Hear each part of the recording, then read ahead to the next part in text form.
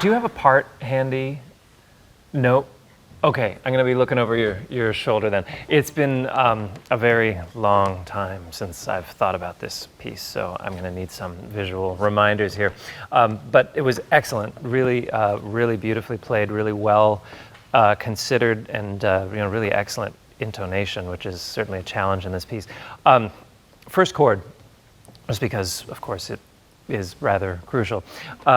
It's hard to approach something like that with the right combination of, sort of strength, power, and tension and all that without getting it to sort of buckle, because it's not a particularly resonant chord on the instrument, so I'd like to see you do that again, and maybe we can think of a way to get it to speak at its strongest.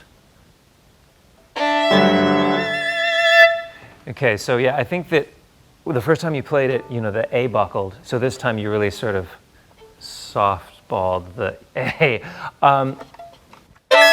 You pull in a little bit. Yeah. I think if you just pull your elbow in, it'll put the A in a place where it's got more resistance, but you're not going to get the E in a place where it'll be too ponticello. So I think that sort of thing will help. I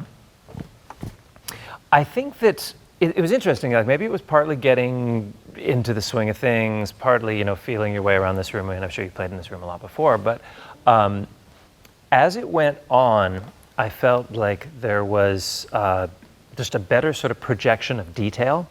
I was missing some of that in the beginning, and even sort of a core of the sound and things like, that it wasn't quite enunciating to people further out. Can you take, with the piano and think really da da da da da dee da da dee da throughout that there's sort of a almost like a a Shakespearean thing where you're dictating to someone quite a ways away. Just from the top.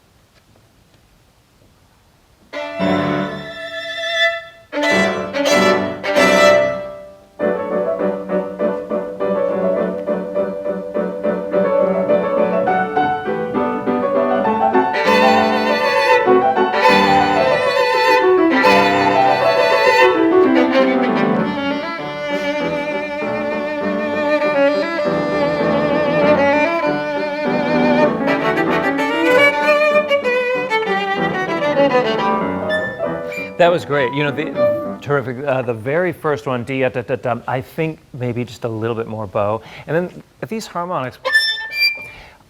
I think that it's not that you want more sound on them, but I think there needs to be somehow more of a release to the first ones. It's interesting. By the time you got to the last ones, you were using more bow, and they just had a little bit more of that kind of carry. And I think that all of them can have that without it. Won't sound louder necessarily, but they'll just kind of go.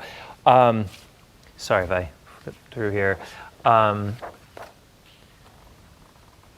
The challenge at 5, deem ba da dee da dee da da da da da da da da. You're dealing with high range things that are going to speak and low range things that are not going to speak. So can you take from the harmonics, and as you get through this, think of when you go down to the lower register to sort of compensate for a less well-speaking register, and then the grace notes really kind of spit them out. Then I think when you get to the next bit, you can be sort of more playful with it. It was also one of those things, I think, as the movement went along, you allowed it to become a little bit more that way. And I understand that. You're just sort of getting settled in the movement at this point. But I think that already it's kind of an important element to introduce this sort of whimsical, sardonic, kind of funny thing that's happening there. Do you want to just pick it up from, maybe from where the harmonics start? Yeah, thanks. It's right at the top of the page.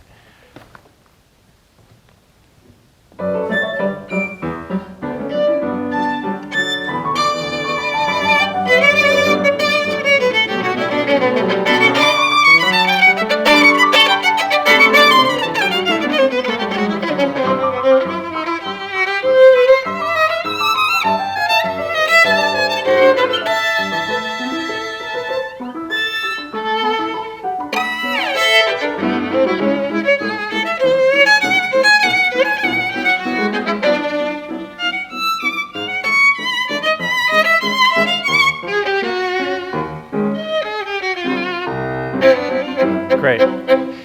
It's really good. I mean, this playing is excellent. Man, I'm like definitely not going to try to demonstrate in front of you.